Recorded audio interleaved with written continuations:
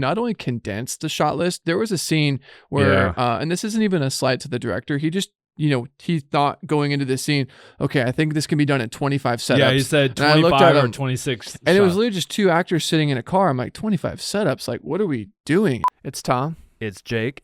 You already know. It's pretty spot on. All right, ready?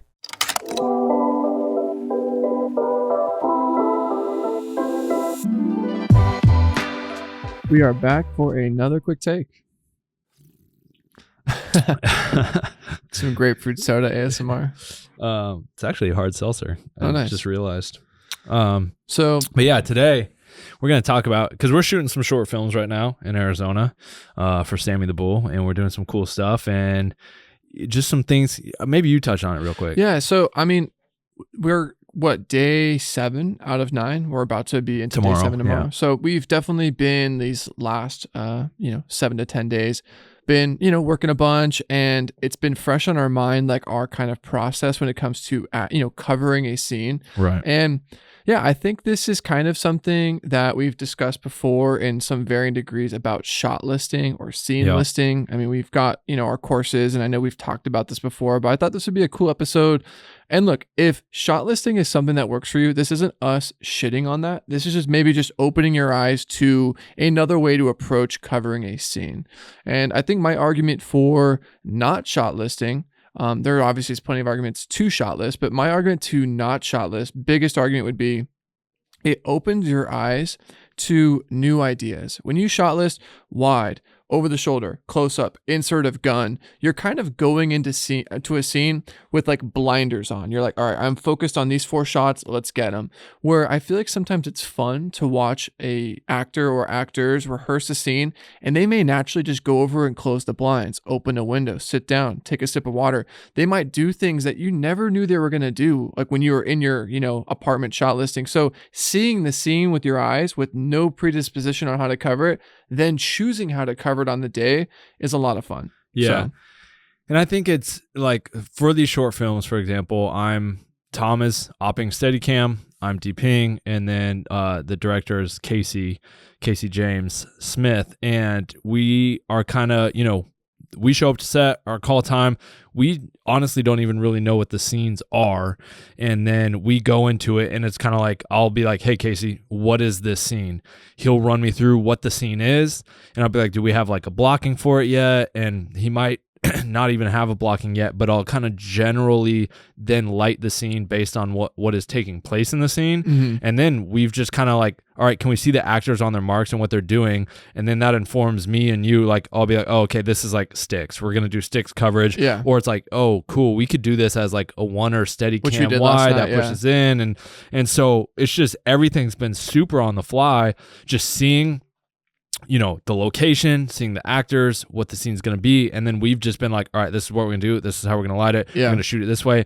And it's so easy. And I think it's almost less stressful because you're not going into it with this game plan that you feel you have to adhere to and stick to. And then when it's not going that way because of circumstances that maybe the location is too tight, too small. Oh, that window you wanted to do, like, then that can be stressful and like, oh shoot, I'm not getting what I wanted to get. So I think going into, your shoots with open minds and not being so locked into this shot list or, oh, I have to get this medium close up, and being more free to be like, you know what, this scene actually looks really dope as just a long take wide shot and nothing else, and just kind of just going with the flow a bit more. And that's been, I don't know, it's also been fun for us, 100%. We just kind of like figure out what looks cool in the moment and try different things. Like, this is the reason we're approaching this is we have not been sent or have not scouted any of these locations. These are locations that we are arriving on the day and seeing for the first time. Right. I think this would be a different convo if like we were doing some stuff that like had heavier choreography. Maybe we had access to the scenes, had I like seen some locations, maybe we would have gone in with some more ideas. Right. But I kind of think it's a fun challenge, and I feel like it ends up yielding the best results when I can see the scene firsthand. I don't have any sort of predisposition on how it should be covered, and then literally if it's like the actor having a conversation with a friend, cool, 2 overs, a 2-shot, and then, maybe asking the director, like, hey, is there any inserts? Is this gun that he keeps touching important? Is this picture that he just put in his pocket important? And picking off those, done. You just covered the scene in like 3 to 5 shots versus going in, writing down. And I've even seen people do like storyboards, and like, I get that if you're doing like VFX or a crazy fight sequence, like, yes, do that, do the prep. But for a traditional narrative scene where it's, 1 to 3 characters, having some sort of standard blocking, getting up, standing up, walking over there, like, it's pretty easy just to see a rehearsal and just know where the camera has to go. You know what I mean? Yeah. And I don't know, we've talked about it. I've touched on it in the past. I've never been one for shot listing just because, like I said, everything changes so much on the day, from even like maybe you anticipated shooting this a certain way, but the sun is just like, yo, like if we shoot this right now in this way, like it just would not make sense for the scene. And yeah, I don't know. I've just been one to always, like, even the short films that I've directed, I want to say, let's talk about, let's see here, Roadside. Like that, we knew we wanted to do it in one take, and just going into it, we spent half the day just like, okay, what's going to look cool? Oh, if we're here, we'll wrap around here. But I had ideas going into that of how I wanted it to be, but just based on the location and everything, it was like, I had to throw out all that out the window. And we literally spent half the day just like on site figuring out what the blocking was. And, oh, cool, let's push in here. We're going to wrap around here. And so that was like a short. I went into having these ideas of like in my head of like, oh yeah, we're going to do this one take where the car pulls up. But then we like found a shot where like, hey, when you wrapped around to the side and the car pulled up and she like landed in the window, that was cool. Now from there, let's wrap around. Like we found that just on the day. That wasn't a shot that I had pre-written, but it was like, or had shot listed, but that was way doper than what I had shot listed. So it's like, you just find those. It's important to keep an open mind and find things on the day and try stuff out. I think it's also maybe worth breaking down the script if you are a director or cinematographer, and maybe instead of going wide, close up, and I've even seen some people like 75 mil, 50 mil. It's like, how do you know what focal length? How do you know there's not going to be a chair in the way and you have to actually be a little more telephoto or whatever? So I find lens sizes are a little, unless it's like a story moment where it's like tripped out sequence and you like really want to remind yourself to be on a 14 mil. Right. But for the most part, like I've seen shot lists where it's like, and that's where I think it's okay. Like if there's certain moments where it's a very dedicated shot, like, yo, it's a insert shot of this plate sliding out, like, and you want to be like super wide and have it come from out of focus to in focus, land in focus there on a wide, like, cool, get that moment, like, and write that down. Like, for example, like you said, like, oh, tripped out scene, we know we're going to go wide 14 mil, or like, whatever. Cool. But like, to just, I don't know. I think if and this is, I guess, what I was getting to is go into a scene and just, what do you need to get? Because our process is kind of suggesting that figure out after seeing some blocking, and that might lend itself to forgetting maybe a key story moment. So if you are a director or cinematographer, try to have an open eye and like use this approach that we're discussing. But I would recommend, going through the material. Maybe it's the actor, it's a very important story moment that he like checks outside the blinds to see that no one's there. And in the heat of the moment, if you kind of miss that, or in the rehearsal, he doesn't do that, now you're like missing a key story point. So I would make sure you like at least highlight, or like, I need to at least get this. I think the key moments, story points, beats, things that need to be focused on, write those out and make sure you have like a checklist of, okay, we got that shot, got that shot, got that shot. Everything else, let's play and have some fun and find what works best given the location we're at, what the lighting's doing, like what, I will say too, and this is maybe a side tangent, but I've really enjoyed how we've used Steadicam to not only condense the shot list. There was a scene where, and this isn't even a slight to the director, he just, he thought going into this scene, okay, I think this can be done at 25 setups. Yeah, he said 25 or 26. And it was literally just 2 actors sitting in a car. I'm like, 25 setups? Like, what are we doing? And like literally, we did a Steadicam shot that like revealed new information. It parallax revealed more information. And in doing a continuous shot, we knocked out like 6 of his shots in one fell swoop. Yeah. And if you don't have a Steadicam, you might be like, oh, well, I don't have that tool. There's things you can do even on panning, tilting, maybe a Ronin and a slider, like trying to kind of combine setups or reveal new information. Yeah, when he said that and we're like, okay, we're going to do this car setup outside, FBI stakeout, I got it listed here. It's like 26 setups or 26 shots. I was just like, dude, right then and there, I was like, all right, how do we take this 26 and turn that into 12? Yeah. You know what I mean? So, yeah. And then we kind of came up with that Steadicam shot, the reveal, 100%. wrap around. They go through the whole dialogue within that longer take. And honestly, sometimes longer takes are way doper than just like cut, Yeah. cut.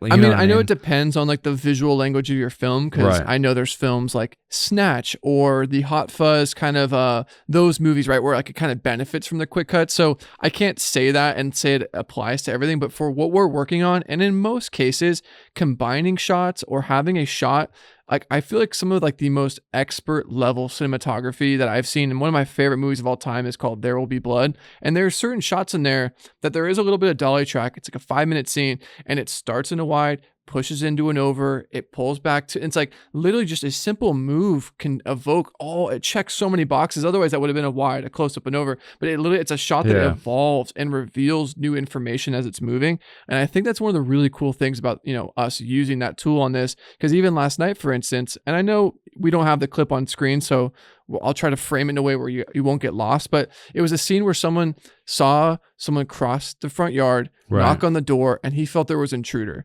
And that could have easily been insert of him on the couch, insert of him opening the blinds, insert of him twisting the handle. Those could have all been in theoretical shots, but we did it to where he gets up, it's continuous. Even when the actors came in, it kind of panned to him. It found, like, we literally did, like, I felt like 10 setups in one take, you know? Right. So, yeah, I mean, even to the point of like that True Blood scene. Or True Detective. True Detective. Yeah. True Blood. Isn't that like a vampire show or something? Yeah, I was like, what? Yeah, True Detective, the long one take that we watched, that, we've both seen before, but we just rewatched it just to relish in its, its glory. But like, think about how many shots that oh would my have been. gosh, like that could have been hundreds of shots. Yeah. Like, and I did think it from in a one storytelling standpoint, it being one shot kind of, it was connected, like obviously in that one shot there's an over the shoulder on the gangster, there's no, like it is it comprised of multiple frames, so it's not one shot, it literally moves and evolves, but it is one shot that tells so many different things. I think it makes it so much more unique, makes it so much more original. It takes less time, it takes less, I don't know if I would say less crew energy, but like think about it, every time you're going to switch a setup, like you're going to have to move lights, reset, this and that, like for example, when all the gangsters are running through the house and stuff's getting blown, someone gets blown out the window, if you were to like following McConaughey, all right, cut, cool, now we're gonna light up over here, this setup of this guy, like you lose momentum, you lose time. If you can just like pre-light, you do everything, rehearse, and knock it all out in one fell swoop, like I just feel like that, like I feel like if I were to, if we were to ever do like a feature film, I think we both would want to relish in like doing long extended just so many of your shorts, if you were to go on your YouTube channel, are single takes, and so many of your most popular music videos that you've done with artists have been with artists like Futuristic, where it was a one take. So I think we'd almost be doing ourselves a disservice, like we're to not do that. I think I've thought about it, it'd be so cool if like you and I did like a Birdman style feature planned for weeks. Obviously, maybe have a few invisible cuts, because I'll be honest, me in a Steadicam for 90 minutes sounds like shit. But like doing something where it really felt like I think that'd be so cool. Yeah, and I think it'd be more just original, fun. It'd be true to us. It'd be unique and less like, traditional film-esque. Like you watch so many of these movies on like Netflix or Hulu, and it's like there's nothing really like unique about it, and like I feel like you gotta kind of have to put like your stank on it. And that's why I think this is maybe getting a little off tangent, but at the end of the day, this is just a conversation. The reason why I like a lot of those like A24 horror movies like X or Hereditary or It Comes at Night, like I feel like they're taking the horror genre and just adding like an element of really advanced cinematography, interesting headroom, cool cinematic compositions, and that's what makes them so fascinating and interesting. Versus like if we watched that new trailer for the new I think it's literally called, he did like Us and Get Out.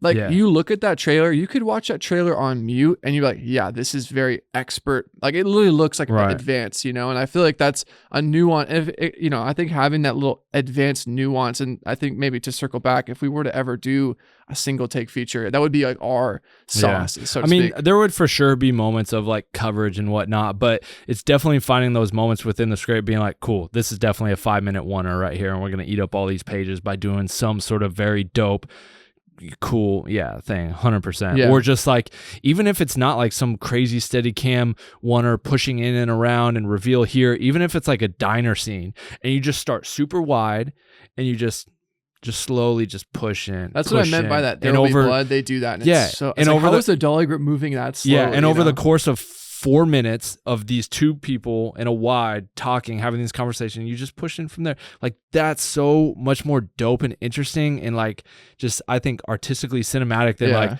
boom, coverage over cut. You know what is my biggest pet peeve in movies? And sometimes I'm asked to do these shots and I'm like, all right, really? But I don't obviously say that. I think insert shots are literally the worst thing ever.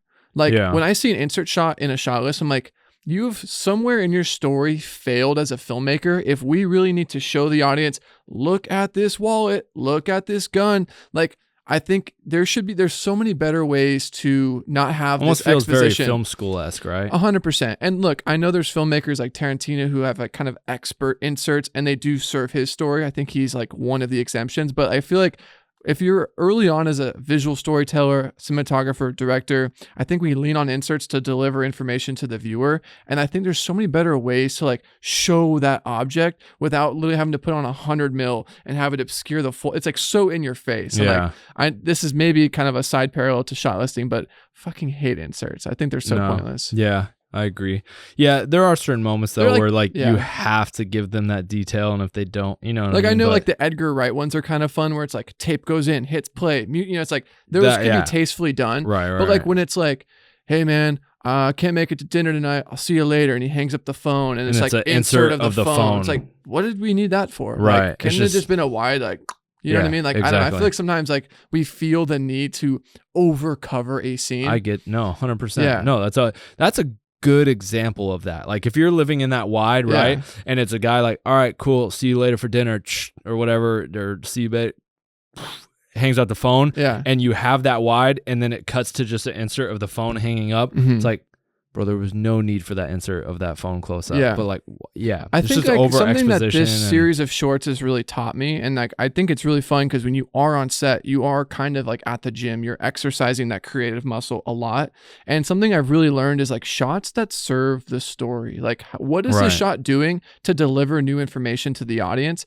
Like yesterday, for instance, like even doing a shot where he's moving up to the door and kind of parallaxing around, like that's kind of revealing new information. It's kind of, I don't know, I think shots that kind of like, for instance, I mean, I guess you weren't there on that day. But like, I just think shots are so cool. Like when they can evolve and kind of serve the story. Like I think a case in point, if you can watch a movie without the sound and you can still get a sense of what's going on, that's visual storytelling. Right. Like that is expert level. So like so let's go back to our short film Roadside.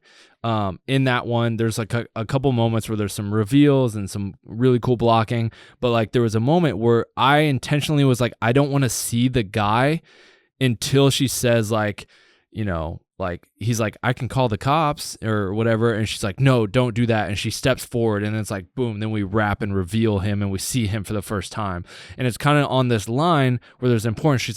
He's like, well, I can call the cops, and he seems creepy, and she steps forward and is like, oh no, don't do that, and we reveal him, and it's like on this moment where he says call the cops and she's like, no, don't, and it's like that's a good moment of like, I don't know, where it's like, well, yeah, what were we talking about? Like visual storytelling. Yeah, like visual you're revealing storytelling. information just through the way it's composed, the way the camera's maybe revealing something. And yeah, we did swing around and reveal and that him. Makes you feel I don't know. There's like in that whole short film, it's funny, I think that's our most viewed short film actually, but like a lot of the comments were like, yo, the blocking on this is just 10 we out did of 10 cat and mouse, which also in a lot of ways is revealing information as she moves, the camera revealed, you know, and I think, I guess just to get back to shot listing, I think something that tends to happen is we feel the need to be over prepared, 100%. right? And in that over preparedness, I think we tend to, or at least when you're starting out, add unnecessary shots. Yeah. And I feel like maybe that stems if you came from music videos where it's like, all right, let's get multiple angles of this performance.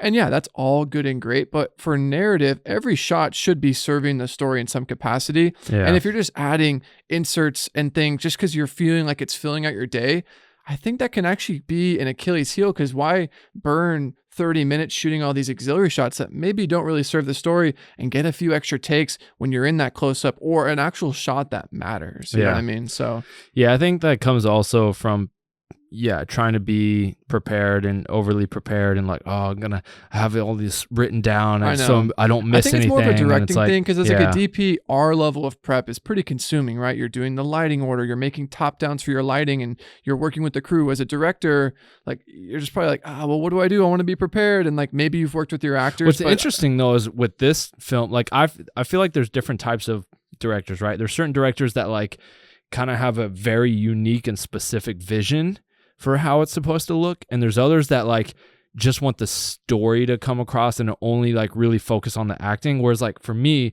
when I've worked with you as the DP, I feel like I've always like, this is how I want it to look. I want to be wide here, pushing here. I have a very visual mind in terms of how I want the shots to be. Whereas like on these short films, Casey, like he literally never tells me what he wants. It's just up to me to make the shot. I actually kind of like that. It does put a little more pressure on you as a DP, because now it's upon you to like lens and frame and choose the right focal and the height and all that. There are some directors like who are so scary specific. I would put Fincher in that conversation, right? Where it's like, no, literally it needs to be like pixel accurate to this, fuck off, it's this. And like where some DP or directors might be like, hey man, this character is gonna cry, he's gonna find out his mom died, what would be, it's you put the camera where you think it's going to serve the story. And I kind of like that one, because it's like allowing me as an artist to like have my input, maybe putting on a 75, go lower, like having some, but I do like it, because like I don't feel like I'm being, it gives me creative control to like I told Casey, I was like, yo, we need to go long lens 100 from the car. Like this is the mirror's perspective of what he's looking at. And he's like, dude, I love it. But like if I was told like, yo, shoot a wide from the hood of the car, and I'll be like, dude, that doesn't even make sense. But also, okay, when you're being if that's told what to do, you're kind of, I wouldn't use the term phoning it in, but you're kind of now a puppet of that person. And I think as a collaborator, you want to involve and excite your crew. And yes, you can have an idea and maybe fight for that idea, but I think getting the opinions of others is only going to strengthen your work. When I used to shoot more, I think I made this mistake. I was a very technical person. So if you were the gaffer, right? In most cases, I'd always be like, cool, I want a HMI there, this diffusion, I need a flag here. And I know in a lot of instances, my gaffer would be like, okay, and just would execute on what I asked. I've worked with a lot of DPs now as an operator, and I'm watching from the sidelines their interaction.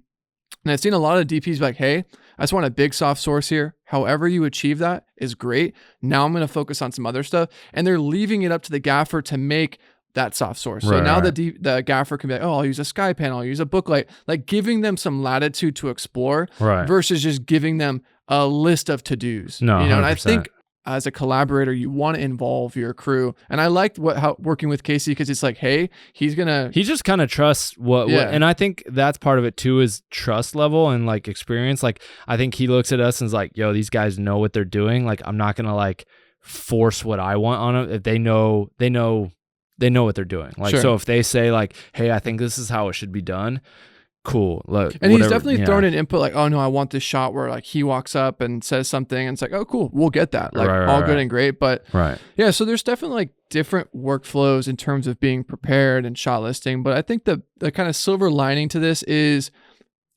feel free to shot list and go into the day with your more important story beats and stuff. But I really do challenge you to have an open set of eyes and ears to what naturally happens on the day. And on the day, just being like what's happening in the moment. And if that's watching, I can't stress this enough, watch a rehearsal and try to watch a rehearsal before anything's set up, like literally within the first 15 minutes of the day, before your grip truck's unloaded, as they're building the camera, literally you as a DP or director and your DP, like literally watch the actors do the scene, and they might do stuff that they've prepared that you didn't know they're going to do, like going up towards a window and closing the blinds, or like seeing all that's going to inform everything. And I think it's worth noting too, I listened to this podcast with like operators, and there's this guy named Jeff Haley, probably one of the most like Grail camera operators, Steadicam operators. He literally was the Steadicam op for all of the Avenger movies, like the Avenger Infinity War and then whatever the sequel was. And he was saying that, what are the two brothers that directed those movies? The Russo.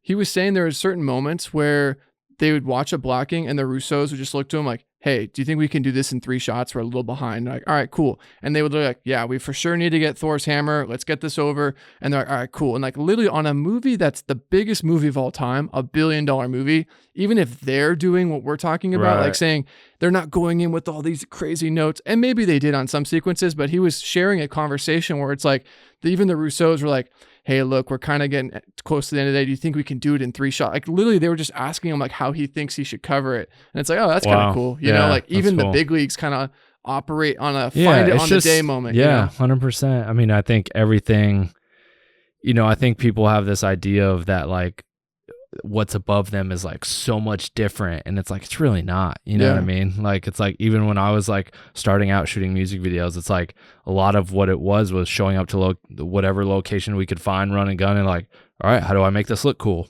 Exactly. It's the same thing now. It's the same thing if you get up to the you know major industry Hollywood level. There's gonna be those moments of like, all right, cool, we have this dope set, whatever, like what's going to look dope. Like 100%. So, yeah. Cause location, funny enough, does sometimes inform so much. If it's a cool location, that almost makes me want to just do it in a wide and call it a day and give some headroom. But like if the location's crap, you may have to pop in and be on 100 mil. So funny enough, sometimes locations can actually steer your shot list with restraints. Maybe you don't have windows or natural light. So you know, so it's funny how there's certain variables that actually, if you were to shot list the whole thing, you arrive on location, find out that it's raining, you can't put lights outside and there's no windows. Well, frick, you have to kind of scrap all that and reframe how you're going to, you know, so I mean, I think kind of going in with open mindset has always kind of benefited us at least.